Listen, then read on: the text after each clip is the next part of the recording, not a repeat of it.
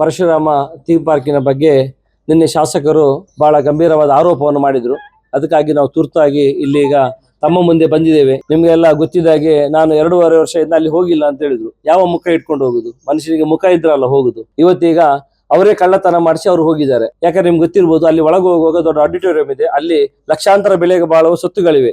ಕಳ್ಳನಿಗೆ ತೆಗಿಬೇಕಂತಂದ್ರೆ ಅದ್ರಲ್ಲಿ ಯಾವ್ದಾದ್ರು ಒಂದು ಸಣ್ಣ ಸೊತ್ತು ತಗೊಂಡೋದ್ರು ಸಾಕು, ಲಕ್ಷಾಂತರ ಬೆಲೆ ಬಾಳು. ಅದನ್ನೆಲ್ಲ ಬಿಟ್ಟು ಅವ ರಸ್ತೆ ಕಾಣುವ ಹಾಗೆ ಮಾಡಿರೋದು 30 ತಗಡು ಪೀಸ್ ಅಂತ ತಗೊಂಡು ಹೋಗಿದ್ದಾರೆ. 1,000 ಮೇಲೆ ಪೀಸ್ ಇದೆ ಅಲ್ಲಿ. ಅದನ್ನೇ ಇವರು ಹಿಡ್ಕೊಂಡು ಹೋಗಿ ಬಹಳ ನೆಗೆ ಬರ್ತದೆ, ಮತ್ತೆ ಬಹಳ ವಿಚಿತ್ರ ಕಾಣ್ತದೆ. ಒಬ್ಬ ಧಾರ್ಮಿಕ ವಿಚಾರದನ್ನೇ ಮುಂದಿಟ್ಕೊಂಡು ಬಂದು ಶಾಸಕರಾದವರು ಇವತ್ತು ನಮ್ಮ ಕಾರ್ಕಳ ಅಲ್ಲ, ಇಡೀ ಕರ್ನಾಟಕ ಅಲ್ಲ, ಭಾರತ ದೇಶದಲ್ಲ, ಜಗತ್ತಿನ ಯಾರು ಈ ಭಾವನೆಯಲ್ಲಿ ಬದುಕುವವರು ಇದ್ದಾರೆ, ನಿಜವಾಗಿ ಭಾವನೆಯಲ್ಲಿ ಬದುಕುವವರು ಇದ್ದಾರೆ, ಅವರ ಭಾವನೆಗೆ ದೊಡ್ಡ ಘಾಸಿ ಆಗುವಂತ ಕೆಲಸವನ್ನು ಸುನಿಲ್ ಕುಮಾರ್ ಮಾಡ್ತಾ ಇದ್ದಾರೆ. ಇದು ಬಹಳ ಅನ್ಯಾಯ.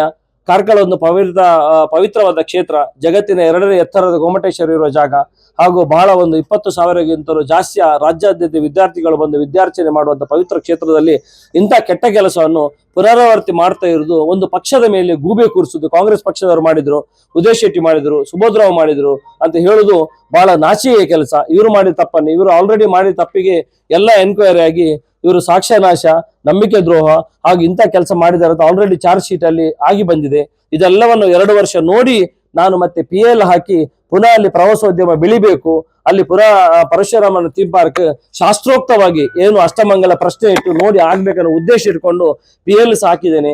ಅದನ್ನು ಸಹ 2 ಸಲ ಎನ್ಕ್ವೈರಿ ಮಾಡುವಾಗ ಅದಕ್ಕೆ ಸಹ ತಡೆ ಒಡ್ಡುವುದು, ಅದಕ್ಕೆ ಹಿಂದಿಂದ ಸಹ ತೊಂದರೆ ಮಾಡುವ ಕೆಲಸವನ್ನು ಶಾಸಕರು ಮಾಡ್ತಿರುವುದು ನನ್ನ ಗಮನಕ್ಕೆ ಬಂದಿದೆ. ಆದ್ರೂ ನಾನು ಖಂಡಿತ ಬಿಡುವುದಿಲ್ಲ. ಅಲ್ಲಿ ಪರಶುರಾಮ ಥೀಮ್ ಪಾರ್ಕ್ ಅನ್ನು ಶಾಸ್ತ್ರೋಕ್ತ ಮಾಡಿ ಶುದ್ಧ. ಅವರು ಮತ್ತೆ ಅಲ್ಲಿ ಹೋಗಿ ನಿನ್ನೆ ಪತ್ರಿಕಾಗೋಷ್ಠಿ ಮಾಡಿ ತಾನು ಅಲ್ಲಿ ಸ್ವಚ್ಛಗೊಳಿಸ್ತೇನೆ, ಅಲ್ಲಿ 1 ತಿಂಗಳು ಕಾರ್ಯಕ್ರಮ ಮಾಡ್ತೇನೆ ಹೇಳಿದ್ರು. ಇದು ಅವರಿಗೆ ದೇವರು ಮನಸ್ಸು ಕೊಟ್ಟದ್ದು. ಯಾಕಂದ್ರೆ ಪಾಪ ಪ್ರಾಯಶ್ಚಿತ್ತ ಆಗ್ಬೇಕಾದ್ರೆ ಅವರು ಅಲ್ಲಿ ಕಸ ಎಕ್ಲೇಬೇಕು. ಕಸ ಬಂದದ್ದು ಅವರಿಂದಲೇ.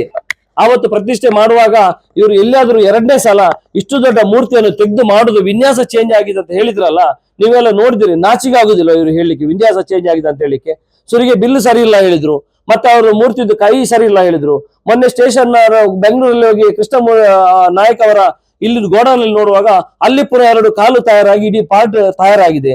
ಅದು ಸಹ ಎಂತ ಕೆಟ್ಟ ವಿಚಾರ ಅಂದ್ರೆ, ಈಗ ಇರುವುದು ಬೆಟ್ಟದಲ್ಲಿ ಇರುವುದಕ್ಕಿಂತಲೂ ಕಳಪೆ ಮಟ್ಟದ ಕ್ವಾಲಿಟಿ ಇದೆ ಅಂತೇಳಿ NITK ರಿಪೋರ್ಟ್ ಅಲ್ಲಿ ಪೊಲೀಸ್ ಡಿಪಾರ್ಟ್ಮೆಂಟ್ ಅಲ್ಲಿ ಬಂದು ಅಲ್ಲೇ ಭದ್ರವಾಗಿದೆ. ಅದು ಉದಯ್ ಶೆಟ್ಟಿ ಮನೆಯಲ್ಲಿಲ್ಲ, ಸುಭದ್ರಾವ್ ಮನೆಯಲ್ಲಿಲ್ಲ. ಹೀಗಿರುವಾಗ ಇದನ್ನೊಂದು ವಿವಾದಿತ ಕೇಂದ್ರ ಮಾಡ್ಲಿಕ್ಕಾಗಿ ಶಾಸಕರು ಬಹಳ ಪ್ರಯತ್ನ ಮಾಡ್ತಿದ್ದಾರೆ. ಅದು ನಾವು ನಂಬಿದ ದೇವರಂತ ಇದ್ರೆ ಇದನ್ನು ವಿವಾದಿತ ಕೇಂದ್ರ ಆಗ್ಲಿಕ್ಕೆ ಬಿಡುದಿಲ್ಲ ಅವರು. ನಾವು ಖಂಡಿತ ಇದನ್ನು ಮಾಡಿದ್ದಲ್ಲ. ಇದರ ಮೂಲ ಪ್ರೇರಣೆ ಸುನಿಲ್ ಕುಮಾರ್. ಅವತ್ತು ಕಳ್ಳತನ, ಅವತ್ತು DC ಆಫೀಸ್ ತಗೊಂಡು ಹೋಗ್ಲಿಕ್ಕೆ ಅವರೇ ಕಾರಣ. ಇವತ್ತು ಇದೊಂದು ಕಳ್ಳತನ ಆಗಿ ಮಾಡ್ಲಿಕ್ಕೂ ಸುನಿಲ್ ಕುಮಾರೇ ಕಾರಣ ಅಂತ ನಮ್ಮ ನೇರ ಆರೋಪ.